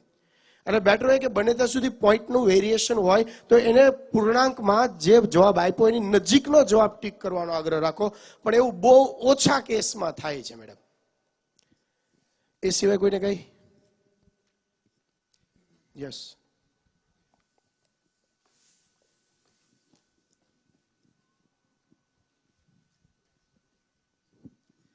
સર મારો ક્વેશ્ચન એ છે કે જ્યારે ક્લાસરૂમમાં એક્ઝામ્પલ ગણાતો ત્યારે યાદ રહેશે, પછી જ્યારે જાતે પ્રિપેરેશન કરતા પહેલા યાદ ન રહેવો જોઈએ. ત્યારે યાદ નથી, યાદ ન રહેવો જોઈએ. હું એમ કહું છું સાહેબ, સમજો તમે દાખલા ગણો છો તો એને યાદ રાખો છો, શું લેવા મને નથી સમજાતું. અત્યારે દાખલો ગણવા બેઠા છો ક્લાસની અંદર, સમજાઈ જાય એવું બોલો. ક્લાસની અંદર તમે પૂછો સવાલ, આ સવાલ ભાઈ ઓનેસ્ટલી પૂછો છે, કારણ કે ક્લાસની અંદર બહાર નીકળીને ઘણા બધા લોકો કહેતા, ગઈકાલે જ મેડમ કહેતા હતા કે સાહેબ ક્લાસની અંદર તમે કરાવો ત્યારે સમજાઈ જાય, બહાર નીકળીને ઘરે જાય તો આમ સેલપ જ ન લાગે. શરૂઆત ક્યાંથી કરવી દાખલાની? બરાબર. તો એવે વખતે સાહેબ મેં કીધેલું કે દાખલો હું બોલતો હોઉં, બાજુમાં તમે જે સમજ્યા છો કાઠિયાવાડી ભાષા, મેં સમજાયું નહીં, તમે જે સમજ્યા છો એ બાજુમાં લખી લ્યો કે આમાં આવું હોય તો આમ જ દાખલો કરાય. એમ જે હું બોલેલો છું ક્લાસની અંદર એ હું બોલી ગયો, ધેટ્સ ઇટ. પણ તમારે સમજવાનું છે, તમારે યાદ રાખવાનું છે. તો બેટર વે ઇઝ ધેટ કે તમે જે હું બોલ્યો છું, તમે જે સમજ્યા છો એ તમે તમારા શબ્દોમાં દાખલાની બાજુમાં લખી લ્યો કે આ દાખલામાં આમ જ થાય. એમ તો ઘરે જઈને જ્યારે વાંચવા બેઠા હો કે ભાઈ દાખલા ઉપર નજર ફેરવતા હો તો તમને અંદાજ લાગે કે આ દાખલામાં સાહેબ આવું બોલ્યા હતા, અથવા હું સમજ્યો તો આવું એટલે મેં આ લખ્યું છે, તો તમારું લખેલું તમે સમજી શકો. કોકે સમજાવેલું નહીં. માર્કેટની અંદર ઢગલો બુકો મળે છે, બધી બુકમાં અલગ અલગ અલગ અલગ રીત આપેલી છે. મેં કીધેલું તમને લોકોને કે તમે જે બુકમાં લખી રહ્યા છો એ દુનિયાની બેસ્ટ બુક બને છે. ક્લાસની અંદર હું ઘણીવાર દાખલા ગણાવતો, રિઝનિંગ ચલાવતો, તો એની અંદર મેં કીધેલું છે કે તમે જાતે તમને સમજાય એમ લખો, તમે તમારી બુક લખો છો. બરાબર છે? કોક કે એવું ન કરો. Yes sir. Thank you sir. Yes, એટલે મેથેમેટિક્સની અંદર સાહેબે કીધું એમ કે પ્રેક્ટિસનો એક વિષય છે, અને ખાસ કરીને જેનું મેથ્સ નબળું છે એમણે પ્રયત્ન એવો કરવાનો છે કે આપણે 10 માંથી ઓછામાં ઓછા 5 કે 6 માર્ક્સ કવર કરી શકીએ. અત્યારે આપણી પાસે એટલો બધો સમય નથી બોસ કે આપણે મેથેમેટિક્સ એકડે એકથી લઈએ અને છેક સુધી કરીએ, 10 માંથી 10 લાવીએ, કેમ કે આપણી પાસે બીજા બધા વિષયોનું ભારણ પણ એટલું જ છે. તો બેટર વે એ થાય કે તમે તલાટીની તૈયારી કરો છો તો તમે તલાટીના અગાઉના પેપર્સ જોઈ એની થીમ મુજબના દાખલાઓ કરી લેવા જોઈએ. માત્ર તમે અગાઉની પરીક્ષાના દાખલા જો સોલ્વ કરીને જશો તો એમાંથી ચોક્કસ બેનિફિટ થશે. તો મેથ્સ બાબતે આપણે એ કાર્ય કરીએ. પહેલા તો ચેપ્ટરનું સિલેક્શન કરીએ કે ભાઈ આટલા ચેપ્ટર તો મિનિમમ આપણે કરીએ, બધા જ નથી કરવા. ચાલો આટલા કરીએ અને એમાં પણ અગાઉની પરીક્ષામાં જે પૂછાયેલા હોય એને આપણે પહેલા પ્રાયોરિટી દઈએ, એની એક સરસ નોટબુક બનાવીએ કે જેથી કરીને 10 માંથી મિનિમમ માર્ક્સ આપણા કવર થાય. તો મેથ્સ માટે બેટર સોલ્યુશન મારી દ્રષ્ટિએ હોવું જોઈએ. આપણે વર્લ્ડ ઇન બોક્સમાં કોઈ પણ બેચમાં શરૂ થાય એમાં પહેલા ડેમો લેક્ચર આપતા હોય છે. 6 થી 7 લેક્ચર હું સાદુરૂપ ચલાવતો હોઉં છું. એક વિદ્યાર્થી આવીને બહુ મસ્ત એક વાત કન્ફેન્સ કરેલી મારી સામે કે સાહેબ ભાવનગરમાં આ એક ઇન્સ્ટિટ્યૂટ એવું છે જેમાં સાદુરૂપ સમજાવે છે, લસ્સાનું પૂરું નામ, અને પહેલા 6 લેક્ચર મને કોઈ દી દર્શનભાઈ પૂછ્યું નથી કે તમે કયા લેક્ચરમાં શું ચલાવ્યું. કોઈ દી એવું નથી કીધું કે તમે 7 લેક્ચર બેઝિક ચલાવો છો પછી ગણિત શરૂ કરો છો. મતલબ આ બહુ સારી વાત કહેવાય. એટલે કહેવાનો મતલબ કે ભાવનગરમાં એકમાત્ર ક્લાસીસ કે જેમાં શરૂઆતના 7 લેક્ચર ભાગુ સભા, ગણ, સંખ્યા, મેં જોયેલું છે ક્લાસીસ ભાવનગરનું કોઈ પણ ખુલ્લી ચેલેન્જ સાહેબ, એકાદ લેક્ચરમાં સાદરૂપ, ભાગુ સભા, કાઉન્સ, લસ્સા ગુસ્સા બધું પતી જતું હોય છે. Maximum 2 lecture. આપણે 1.5 કલાકના 7 લેક્ચર હું લઉં પછી ગણિત શરૂ કરું છું. ઓકે, એટલે થેન્ક યુ દર્શનભાઈના માટે. Thank you. એની સિવાય ઘણા બધાને કંઈક ને કંઈક ડાઉટ્સ રહેશે, પરંતુ અત્યારે સમયની એક સીમા છે. નહીતર બાકીના ડાઉટ્સ માટે તો હું સવારે 8 થી લઈને રાત્રે 9 વાગ્યા સુધી બેઠો હોઉં છું ત્યાં આગળ. હમણાં લગભગ ફ્રી હોઉં છું. એક જ મિનિટ આમાં. Yes sir. આર્ટ્સ વાળા કેટલા મિત્રો છે? આર્ટ્સ ને બિલોંગ કરતા હોય એવા. બરાબર. એન્જિનિયરિંગ વાળા કેટલા છે? બીએસસી એમએસસી ભણ્યા હોય એવા સાયન્સ વાળા? ઇન શોર્ટ સાયન્સ બેકગ્રાઉન્ડ વાળા હોય એવા તમામ. ઓકે. જો આર્ટ્સ વાળા છે ને એને એક થોડીક માનસિકતા એવી હોય કે આ અમને નથી આવડતું, પણ હું તમને ખાતરી આપું છું કે એન્જિનિયરિંગ અને સાયન્સ વાળાને ગણિત નથી આવડતું, એટલે બધા ઇક્વિવેલન્ટ છો. આ બહુ હકીકત છે, ખોટી વાત નથી. કારણ કે મને એવા ઘણા વિદ્યાર્થીઓ મળતા હોય છે જે એન્જિનિયરિંગ બેકગ્રાઉન્ડમાંથી, સાયન્સ બેકગ્રાઉન્ડમાંથી હોય છે, પણ પ્રેક્ટિસ ન હોય એટલે ન આવડે. આ બહુ હકીકત છે. એટલે આર્ટ્સ વાળા જો પ્રેક્ટિસ કરે તો શક્ય છે કે જે દાખલો સાયન્સ વાળો સ્કીપ કરીને આવે ને એ ડેફિનેટલી સાચો જવાબ આપી શકે. બરાબર. જો એવું જ હોત ને કે ભાઈ સાયન્સ વાળાને જ આ બધું આવડતું હોત તો આર્ટ્સ વાળો ક્યારે સિલેક્ટ ન થાત, પણ એવું નથી. આર્ટ્સ વાળાએ તે સાયન્સ વાળાની કમ્પેરમાં અત્યારે આગળ આવી જ રહ્યા છે અને એની અંદર જોઈન થઈ જ રહ્યા છે. એટલે કોઈ ચિંતાનો વિષય નથી, પ્રેક્ટિસ છે એનો જ વિષય છે આખો. Thank you. યસ. તો વર્લ્ડ ઇન બોક્સ વતી આ જે કાર્યક્રમનું આયોજન કરવામાં આવ્યું મનોમંથન 2019, એની પાછળનો ઉદ્દેશ એકદમ ક્લિયર કટ હતો કે વિદ્યાર્થીઓ તૈયારી તો ખૂબ સારી રીતે કરતા હોય, પરંતુ એને જો દિશા મળી જતી હોય તો એ ઝડપથી પરિણામ સુધી પહોંચતા હોય છે, જેથી કરી આગામી પેઢી અમારી પર બ્લેમ ન કરી શકે કે તમે અમને ગાઈડ ન કર્યા. તો આ એક માત્ર નૈતિક કાર્ય હતું જે અમે અહીંયા આગળ કમ્પ્લીટ કરીએ. એ સિવાય વર્લ્ડ ઇન બોક્સ સંસ્થાથી તો લગભગ આપ સૌ પરિચિત હો કે વર્ષ 2010ની અંદર ઇંગ્લિશ ગુજરાતી મેગેઝિન સાથે શરૂઆત કરી. ત્યાર પછી પુસ્તકોનું પબ્લિકેશન કર્યું. અત્યાર સુધીમાં 150થી વધુ પુસ્તકો, સારી ક્વોલિટી વાળી પુસ્તકો અત્યારે માર્કેટની અંદર અવેલેબલ છે. એ સાથે એકેડેમિક ફિલ્ડની અંદર જમ્પ લેવું, જે હાલમાં ગુજરાતમાં 9 શહેરની અંદર વર્લ્ડ ઇન બોક્સ સંસ્થા કાર્યરત છે. અને સતત એક વિદ્યાર્થી બની અને વિચારતા રહીએ છીએ કે હજુ શું નવું કરી શકીએ, હજુ શું નવું કરી શકીએ. અને વિદ્યાર્થીનો પ્રતિસાદ ખૂબ સારો મળે છે. આગામી સમયમાં વધુને વધુ શાખાઓ ખોલીએ અને તમારા સુધી પહોંચીએ, વિદ્યાર્થી સુધી પહોંચીએ, એ પ્રકારનો ઉદ્દેશ રહેલો છે. કેટલાક એવા છે કે જે નોકરી સાથે તૈયારી કરે છે અત્યારે, કે પોતે કોઈ જગ્યાએ પ્રાઇવેટ જોબની સાથે સંકળાયેલા છે. સવારે 9 થી લઈને રાત્રે 6 વાગ્યા સુધી જોબ જાય, સાંજે 6 વાગ્યા સુધી 6 થી 8ની બેચમાં આવતા હોય છે. કેટલાક દુર્ગમ એરિયાઝની અંદર રહે છે કે જ્યાં આગળ કોચિંગની વ્યવસ્થા નથી, તો એ લોકો સુધી પહોંચવા માટે ડિજિટલ એપ્લિકેશન લોન્ચ કરી, જેને વિદ્યાર્થીઓએ ખૂબ સારી રીતે વધાવી લીધી અને આજે ઘણા બધા યુઝર્સ એના રહેલા છે. અને ટૂંક સમયમાં એ એપ્લિકેશન છે એને અપડેટ કરીએ છીએ. વિધિન 15 ડેઝ, 15 દિવસની અંદર તો એ અપડેટ થયેલી હશે, એની પહેલા પણ થઈ ગઈ હશે. એમાં એક ટેસ્ટની વધારાની સવલત મૂકીએ છીએ કે વિદ્યાર્થીઓ પોતાની રીતે ટેસ્ટ જનરેટ કરી શકે. કે તમે એમ વિચારો કે ભાઈ મારે 100 માર્ક્સની ટેસ્ટ આપવી છે અને મારે વિજ્ઞાન, ટેકનોલોજી, મારે ઇકોનોમિક્સ કે ભૂગોળની ટેસ્ટ આપવી છે, તો તમે એ પોતાની રીતે સિલેક્ટ કરી શકો. તમે એવું વિચારતો કે મારે હાર્ડ ક્વેશ્ચન પેપર જોતું છે, તમે હાર્ડ સિલેક્ટ કરશો, તમને હાર્ડ ટેસ્ટ મળશે. તો આ પ્રકારની સવલત એની અંદર અપગ્રેડ કરીએ છીએ. તો હાલમાં એકેડેમિક જે રૂબરૂ ફિઝિકલ કોચિંગ ક્લાસ છે, એ જ રીતે ડિજિટલ એપ્લિકેશન છે. સાથે તમે જોયું હશે કે મેગેઝિનમાં પણ અમે અપગ્રેડેશન લાવ્યા છીએ કે ભાઈ હવે કરંટ 2020 કરીને મેગેઝિન પણ બહાર પાડ્યું છે, જે 2 અંક એમના પબ્લિશ થઈ ચૂક્યા છે. તો એ કરંટ 2020, એ જ રીતે સોશિયલ મીડિયાથી પણ વિદ્યાર્થીઓને મદદ કરવા માટે મેગેઝિન નામનો પણ અંક અમે ડિજિટલ માધ્યમથી પ્રોવાઈડ કરીએ છીએ. તો આ પ્રકારની હાલમાં એક્ટિવિટી શરૂ છે અને વધુ ને વધુ એની અંદર વધારો થશે. Yes sir. તો આ પ્રકારનો કાર્યક્રમ જે કર્યો એમાં ખાસ કરીને નિકુલભાઈનો અમે આભાર માનીએ કે પોતાના વ્યસ્ત શેડ્યુલમાંથી આવ્યા. સાથે સાથે શરણસિંહ ગોહિલ સાહેબ કે જે અમારા મિત્ર પણ થાય, કે જેમને એક જ વાર અમારે ફોન કરવો પડ્યો કે સાહેબ આ પ્રકારનું એક આયોજન છે, તો 26મી જાન્યુઆરીમાં પણ વ્યસ્ત એમનું શેડ્યુલ હતું, એ પતાવીને તરત જ આવતા રહ્યા. એકદમ ગ્રાઉન્ડ લેવલના એ વ્યક્તિ છે કે આપણી સાથે એ પ્રકારે જ દેશી રહેતા હોય. નહીતર શું થાય કે સમયની સાથે માણસ બદલાઈ જાય, એને સહેજ કંઈક મળી જતું હોય તો એ બદલાઈ જાય. बड़े लोगों की नीचाई से वाकिफ हूं मैं, बड़े लोगों की नीचाई से वाकिफ हूं मैं, बड़ा मुश्किल होता है बड़ा हो के बड़ा होना. એટલે એ વ્યક્તિને એક ખૂબ સરસ રીતે સૂટ થાય છે કે ભાઈ એ વ્યક્તિ ડેપ્યુટી કલેક્ટર સુધી પહોંચ્યા તેમ છતાં હજુ એ પોતે ગ્રાઉન્ડ લેવલના જ વ્યક્તિ રહેલા છે. તો એ ગોયલ સાહેબને આપણે વિનંતી કરીએ કે સ્પર્ધાત્મક ક્ષેત્રે પોતાના કંઈક અભિપ્રાયો રજૂ કરે. Yes sir. આપ સૌ આ સમયમાં સ્પર્ધાત્મક ફિલ્ડમાં આવવા માંગો છો, બરાબર? એટલે સૌ પ્રથમ તો આપને અભિનંદન, કારણ કે આપ જાહેર ક્ષેત્રમાં જોડાઈ અને દેશ સેવાના કાર્યમાં સહભાગી બનવા માંગો છો.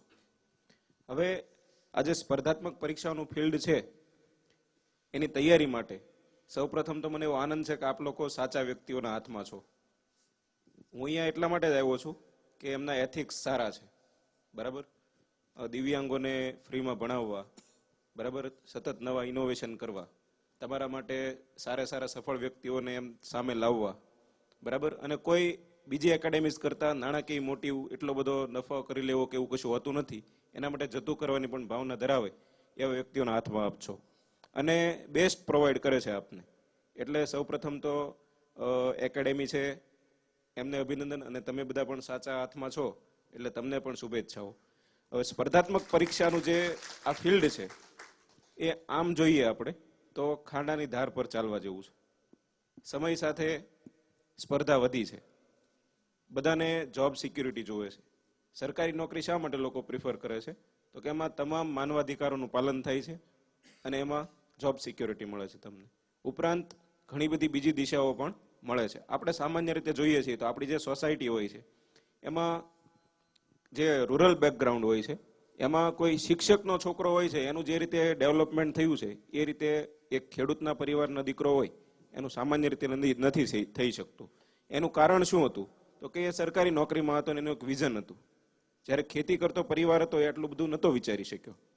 સમય સાથે ટેકનોલોજીએ ખેતી કામ કરતા પરિવારોને પણ જોડી દીધા છે, એટલે સમય સાથે આપણે અપડેટ તો થઈ ગયા છીએ.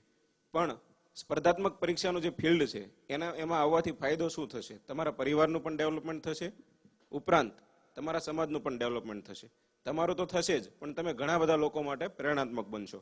આમાંથી આવતીકાલે કોઈ પોલીસ કોન્સ્ટેબલ બનશે ધારો કે, તો પોતાના લેવલના ઘણા બધા વિદ્યાર્થીઓ માટે એ સીમાચિહ્નરૂપ બનશે કે આ પોલીસમાં જોડાણા છે તો એના પરથી પ્રેરણા લઈને મારે પણ બનવું જોઈએ. પોલીસ સબ ઇન્સ્પેક્ટરની પરીક્ષામાં સામાન્ય રીતે જોઈએ તો આપણે ભાવનગરના બહુ ગણ્યા ગાંઠ્યા 7 થી 8 જણ પોલીસ સબ ઇન્સ્પેક્ટર હતા. મેં પીએસઆઈની પરીક્ષા આપી અને ગુજરાત ફર્સ્ટ આવ્યો, તો મારા વિસ્તારમાંથી જ તે 15 પોલીસ સબ ઇન્સ્પેક્ટર થઈ ગયા. અને આખા ભાવનગરમાં જ જોઈએ તો 50 ઉપરની સંખ્યા છે જે પીએસઆઈ તરીકે હાલમાં નોકરી કરી રહ્યા છે. તો આ એક એવું ઉદાહરણ પણ તમે બની શકો. ક્લાસ 1-2ની જે પરીક્ષા છે એ અમે પાસ કરી છે, તો અમારા પરથી પ્રેરણા લઈને ઘણા બધા એવા લોકો છે કે જેમને એવું થશે કે અમારે પણ ક્લાસ 1-2 અધિકારી બનવું છે, બરાબર? તો તમે પણ કોઈના માટે પ્રેરણાત્મક બનો. સામાન્ય રીતે આપણે એવું માનીએ છીએ કે એફિશિયન્સી અને એફિકેસી આ વ્યક્તિ હોશિયાર છે, અઠોટ છે, તો આવું કોઈ વસ્તુ હોતું નથી. માત્ર ને માત્ર ડેડિકેશનની જરૂર છે. આમાં ઝડપી સસલું બનવાની જરૂર નથી. આમાં જે ઘાણીનો બળદ હોય ને એના જેવું કામ કરવાની જરૂર છે. જો છેક સુધી ઈમાનદારીથી કામ કરો એટલે રિઝલ્ટ આપોઆપ મળે છે. એક ઉદાહરણ આપું તમને, તો એક વ્યક્તિ હતો, એને 10મા ધોરણમાં 35% આવ્યા. 35% આવ્યા, ઘરની પરિસ્થિતિ એકદમ સામાન્ય પરિસ્થિતિ, અને જો કમાવવું જ પડે ફરજિયાત. 35% આવે એટલે આપણે સામાન્ય રીતે એવો ટ્રેન્ડ રહેતો કે આ 2004-05ની વાત છે કે એને આપણે હીરા ઘસવા બેસાડી દઈએ. આપણે ભાવનગર જિલ્લામાં સુરતમાં જઈને હીરા ઘસવા અથવા પાલીતાણા એવા સેન્ટર છે જે હીરાના, ત્યાં જઈ અને હીરા ઘસવા માંડવાના. તો આ છોકરો છે એને એના ફાધરે હીરા ઘસવા બેસાડી દીધો ને આવક કમાતો થઈ ગયો. 2 વર્ષ થયા એ વ્યક્તિ હીરા ઘસ્યા. એના પછી એવો સમય એવો, એનો નાનો ભાઈ હતો, એને 10મા ધોરણમાં ગઢડા કેન્દ્રમાં પ્રથમ ક્રમ મેળવ્યો. હવે ગઢડા કેન્દ્રમાં પ્રથમ ક્રમ મેળવે એટલે છોકરો હોશિયાર જ હોય એવું સાબિત થઈ જાય. શિક્ષકોએ એવું સજેસ્ટ કર્યું કે આ વ્યક્તિને આપણે સાયન્સ ભણાવવો જોઈએ, તો એ મોટો થઈ અને ડૉક્ટર કે એન્જિનિયર બને. એટલે ગઢડાથી ભાવનગર ભણવા આવવાનું નક્કી થયું. પટેલ સમાજનો છોકરો હતો એટલે જૂની પટેલ બોર્ડિંગ જે ખંડેર હાલતમાં હતી ત્યાં રોકાવાનું નક્કી થયું. અને અત્યારે તો પટેલ બોર્ડિંગ બહુ સારી થઈ ગઈ છે. તો ત્યાં એ ભાઈ રહ્યો. થોડાક દિવસ થયા તો એને ગમ્યું નહીં કે મને ભાવનગર ગમતું નથી ને ઘરે પાછો આવતો રહ્યો. એટલે જે એનો મોટો ભાઈ હતો જે હીરા ઘસતો હતો એણે એવું નક્કી કર્યું કે હું પણ ભાવનગર જાઉં, કંઈક 12મું ધોરણ પાસ કરું, જેથી કરીને કંઈક નોકરી બોકરીમાં એપ્લાય કરી શકાય, તો હું ભાવનગર જતો રહું અને એને ભણાવું. આવું નક્કી થયું. એટલે મોટો ભાઈ અને નાનો ભાઈ બંને ભાવનગર આવી ગયા, પટેલ બોર્ડિંગમાં રહેતા. હવે જોગાનું જોગ એવું બન્યું કે મોટા ભાઈએ એવું કીધું કે મારે પણ સાયન્સ રાખવું છે, આપણે પાસ થઈએ કે ફેલ થઈએ શું ફરક પડે. તો બંને ભાઈઓએ સાયન્સ રાખ્યું. સાયન્સ રાખવામાં નાનો ભાઈ તો સડસડાટ આગળ વધતો હતો, પણ મોટા ભાઈની હાલત કેવી થતી હતી? હીરા ઘસેલા એટલે હાથમાં પેન પકડે તો હાથ ધ્રુજે રીતસરનું. અભ્યાસક્રમ બદલાઈ ગયો હતો, ટ્રિગોનોમેટ્રી દાખલ થયું હતું. જોવે તો કાળા અક્ષર મકોડા ભેંસ બરાબર એવું લાગતું એમને. જે પેન પકડે અને લખે તો શાહીમાં મકોડો બોલી અને આપણે રમતો મૂકી દઈએ અને કેવા લીટા પડે એવા અક્ષર પડતા. ધીમે ધીમે સમય જાય છે. 11મું ધોરણ પતી જાય છે, 12મું ધોરણ ચાલુ થાય છે. 12મા ધોરણમાં દિવાળીનું વેકેશન આવતું વચ્ચે. અને આપણે ભાવનગરમાં સાયન્સ કરવું છે અમને બધાને ખબર છે કે 3 જ દિવસની રજા આપે. અને જે 12 સાયન્સનું જે વાતાવરણ ભાવનગર શહેરમાં જોવા મળે છે એવું તો ક્યાંય જોવા નથી મળતું. સારી સારી સ્કૂલોમાં ભણાવવું એ સ્ટેટસ ગણાય છે મા બાપનું. હવે આ બંને ભાઈઓ તૈયારી કરે છે, દિવાળીનું વેકેશન પડે છે. રેક્ટર છે એ હોસ્ટેલનો રાઉન્ડ મારે છે તો બધા રૂમની લાઇટ બંધ હોય છે, પણ એક રૂમની લાઇટ ચાલુ હોય છે. રેક્ટરને એવું થાય છે કે આ રૂમમાં કેમ લાઇટ ચાલુ છે, હું જરા જોવા તો જાઉં. તો રેક્ટર ત્યાં જાય છે અને જોવે છે તો 2 ભાઈઓ વાંચતા હોય છે. આમ દરવાજો ખટખટાવે છે ત્યારે બંનેનું નજર તૂટે છે અને રેક્ટરની સામે જોવે છે અને ઊભા થઈ જાય છે. રેક્ટર પૂછે છે કે તમે ઘરે નથી ગયા? તો બંને ભાઈઓ એવું કહે છે કે ના સાહેબ, ત્યાં ક્યાં આપણે રજવાડા છે, ઘરે જવું 2 દિવસનો તો સવાલ છે. તો કે 2 દિવસની વાત નથી. અહીંયા ભાવનગરમાં દિવાળીના સમયે તમને કોઈ જમવાનું નહીં આપે. આપણે સ્ટ્રિક્ટ છે, ભાવનગરમાં બધું બંધ જ થઈ જતું. અત્યારે શું હાલત છે મને ખ્યાલ નથી, પણ કોઈ જમવા નહીં આપે તમને. તો એણે એની પણ વ્યવસ્થા બતાવી. સાહેબ કેળા લાવીને રાખી મૂક્યા છે, સિંગ, ચણા, દૂધ, આના ઉપર 2 દિવસ કાઢી નાખવાના. એનાથી શું ફરક પડી જાય આપણને? રેક્ટર જતા રહ્યા. ધીમે ધીમે સમય પસાર થાય છે. 12 સાયન્સની પરીક્ષાઓ પતી જાય છે અને પરિણામ આવે છે. જે નાનો ભાઈ હોય છે એ 12 સાયન્સમાં 95% લાવે છે અને એન્જિનિયરિંગ લાઈન પસંદ કરે છે અને અત્યારે સફળ એન્જિનિયર છે. હવે મોટો ભાઈ છે એનું શું થયું હશે? મોટો ભાઈ 98% સાથે સમગ્ર રાજ્યમાં બીજા ક્રમે આવ્યો છે. ભાવનગરમાં સફળ પીડિયાટ્રિશિયન છે, એનું નામ છે અશોક દિહોરા. એમને પણ ખબર નહીં હોય કે હું એમનું ઉદાહરણ આપું છું. અમારા સાહેબ અમને એમનું ઉદાહરણ આપતા, એનાથી અમે મોટિવેટ થતા અને આ મોટિવેશન 1 મહિનો સાથે રાખીને તૈયારી કરતા. વળી ફરી વખત પાછું એની વાર્તા અમે વાંચતા. આપણે ડૉક્ટર કે એન્જિનિયર નથી બનવું, એ તો આપણે ઓલરેડી બની ગયા છીએ, બરાબર. પણ આપણે જે વસ્તુ કરવાની છે, જો અશોક દિહોરા આવું કરી શકતો હોય તો આપણે તો કરી જ શકીએ. દિવાળી સમયમાં ત્યાં રોકાવું એનું ડેડિકેશન હતું. તમારી સામે જે વ્યક્તિ બોલી રહ્યો છે એ વ્યક્તિ પણ જીપીએસસીની પરીક્ષા દરમિયાન 10 દિવસ પછી શ્રીમંત વિધિ ઘરે હતી. સ્ત્રીના જીવનમાં એક જ વખત પ્રસંગ આવે છે. મારી એટલી એફિશિયન્સી છે કે હું 1 દિવસ જાઉં તો એ દિવસ હું કવર કરી શકું, છતાં પણ હું નહોતો ગયો. એનું કારણ તમારી લિંક ના તૂટે. તમને છેલ્લી ઘડી સુધી પોતાની જાત સાથે એક પણ વખત તમે ઈમાનદારી ભંગ નથી કરી. એટલો તમને જો વિશ્વાસ આવી જાય તો તમને કોઈ પણ તાકાત અટકાવી શકે નહીં. ગૂગલ ઉપર સર્ચ કરજો ઈરા સિંઘલ. ઝેડ આકારની સ્પાઇનલ કોડ છે, ઝેડ આકારની સ્પાઇનલ કોડ. એ રોગને કહેવાય છે સ્કોલિયોસિસ. એ વ્યક્તિ એકદમ એની સ્પાઇનલ કોડ ઝેડ આકારની હોય છે. હાઈટ આટલી જ છે. એ વ્યક્તિએ 3 વખત યુપીએસસી પાસ કરી છે, આઈઆરએસમાં સિલેક્શન થાય છે, ઇન્ડિયન રેવન્યુ સર્વિસ. પણ નડે છે નિયમો કે આઈઆરએસ સર્વિસ છે એ યુનિફોર્મ સર્વિસ હોય છે અને એમાં દિવ્યાંગ લોકોને પાત્ર નથી. કેસ લડે છે, એમાં જીતી જાય છે, એને આઈઆરએસ એલર્ટ કરવાનું નક્કી થાય છે, 4થી વખત એ પરીક્ષા આપે છે અને આઈએએસમાં સિલેક્ટ થાય છે. આઈએએસ વસ્તુ એવી છે કે એમાં તમારે કોઈ પણ પ્રકારની શરીરમાં ખામી હોય તો એ તમે આઈએએસ બની શકો. બરાબર? એટલે ઈરા સિંગલ જો આવું કરી શકતી હોય તો આપણે પણ કરી શકીએ. એક વખત બધાને મારી વિનંતી છે કે ઈરા સિંગલનો ફોટો જોજો. જો એ વ્યક્તિ એવું કરી શકતી હોય તો બધું થઈ શકે. આપણે તો ઈશ્વરને એટલું જ કહેવાનું છે કે 2 હાથ, 2 પગ, 2 આંખો, સારું મસ્તક, બહુ દઈ દીધું નાથ, હવે મારે વધારે નથી જોતું. આવું સંકલ્પ કરી અને બધા મંડી પડજો. આવનારો સમય તમારો જ છે. બહુ બધી સુવિધાઓ, બહુ બધી ફેસિલિટી અને સારામાં સારી ગ્લોરિયસ લાઈફ આપની રાહ જોવે છે. એક પરીક્ષા પાસ થઈ જજો, ઊંચો ગોલ રાખજો, આખી જિંદગી બદલાઈ જશે. વર્લ્ડ ઇનબોક્સ ટીમને પણ મારી એવી વિનંતી છે કે આ લોકોનું મેક્સિમમ ડેવલપમેન્ટ થાય એવા પ્રયાસો તમે કરજો. આ સાથે હું મારું વક્તવ્ય પૂરું કરું. શ્યોર. સાહેબે જે ઉદાહરણ આપ્યું કે દિવ્યાંગ વ્યક્તિ કરી શકે, તો વર્લ્ડિંગ બોક્સમાં જ સાહેબ 4 થી 5 વિદ્યાર્થીઓ દિવ્યાંગ એવા છે કે જે સંઘર્ષપૂર્ણ રીતે ઘરેથી પહોંચે અને તોય ભણવાનું કામ કરે છે. અત્યારે કરન્ટલી એકેડેમીમાં 4 થી 5 એવા છે કે જેમને પગ જ નથી અને તેમ છતાં પોતે સતત નિયમિતપણે અને ટેસ્ટમાં સારા માર્ક્સ પણ લાવે છે.